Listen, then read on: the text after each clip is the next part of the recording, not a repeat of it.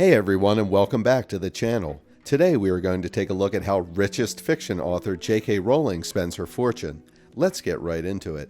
J.K. Rowling has amassed a sizable fortune as a result of her Harry Potter empire, but it's unclear whether she's a billionaire or a millionaire.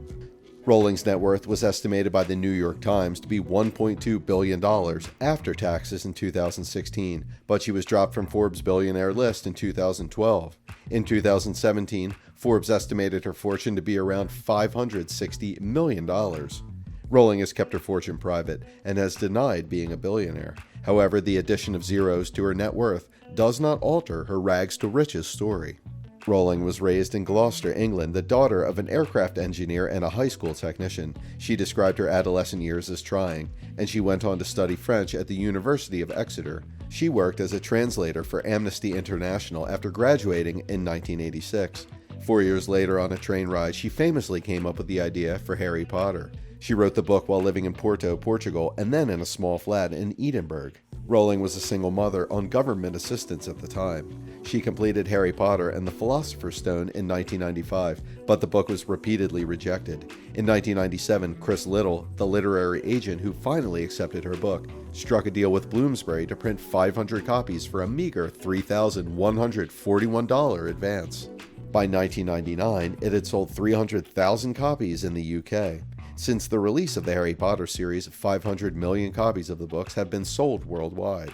Harry Potter and the Deathly Hallows was the fastest-selling fiction book of all time. By the New York Times estimate, the novels have raked in at least $7.7 billion.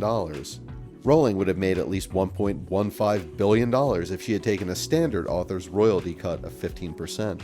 According to Forbes, Rowling earned $60 million from June 2019 to May 2020, making her the world's second highest paid author during that time period. But how does she spend her money? Rowling and her husband Neil Murray have spent a large portion of their fortune on real estate in Scotland and England. Rowling's primary address is in Edinburgh. She allegedly sold her 8-bedroom 19th century Victorian mansion there for more than $3.6 million in 2012. In 2009, the couple relocated to another area of Edinburgh. The newer house is described as a multi-million-pound 17th century mansion, surrounded by 30-foot high hedges. For their children, they built 2 interconnected Hogwarts-style tree houses for around $330,000. Rowling had to apply for permission to demolish a $1.3 million house next door to make way for the tree houses. Rowling also owns a 162-acre, $2.5 million Perthshire estate in Scotland. It has a library, 7-bedroom, a drawing room, a swimming pool with copper domes, and a 24-hour security detail. She later installed 4-foot security gates and commissioned home renovations in 2020. This includes turning the drawing room into a bathroom and purchasing a new kitchen. In England, she also owns a 6-bedroom home in Kensington, London. She paid a reported $5.6 million for it in 2000. She quietly purchased her childhood home in Tuthill, Gloucester, England, near the Forest of Dean, for $499,546,000 in 2011. The church cottage, which inspired several elements in Harry Potter, is currently being renovated. But real estate isn't the only thing Rowling spends money on. She paid $29 million for a 56-foot luxury yacht in the mid-2010s. It was previously owned by Johnny Depp. The boat has 3 decks and 4 bedrooms. In 2016, she put it up for rent for $130,000 a week and for sale at $20 million. Rowling also knows how to have a good time. She's been seen cruising around the Galapagos Island, visiting Mauritius, and staying in the Seychelles. She was also spotted in the Hamptons during the summer.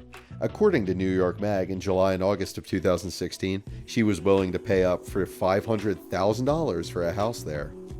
But for all these splurges, Rowling reportedly opts for a less splashy, more anonymous car over a luxury run. The reason? She suffered a significant financial loss. She may no longer be a billionaire because she pays Britain's top tax of 45%. Rowling has previously said, "I'm indebted to the welfare state.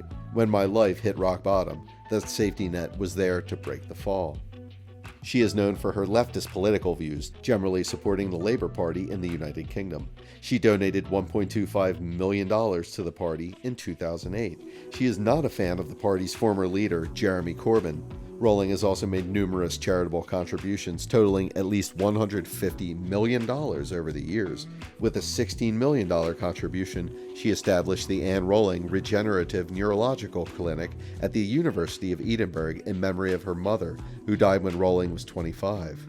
She also established the Lumos Foundation, an international children's rights organization, the Valant Charitable Trust, which works to alleviate social deprivation throughout Scotland, and Comic Relief, an anti-poverty organization. She also wrote and auctioned off a Harry Potter prequel short story about James Potter and Sirius Black, eluding a few Muggle cops. During the pandemic, she donated $1.25 million to homeless and domestic violence victims. That's it for today. If you guys enjoyed the video, make sure to hit that like button. Don't forget to subscribe and turn on that notification bell so you never miss out on any future content we'll produce for you guys. We're signing off now, but we will be sure to catch you all in the next one.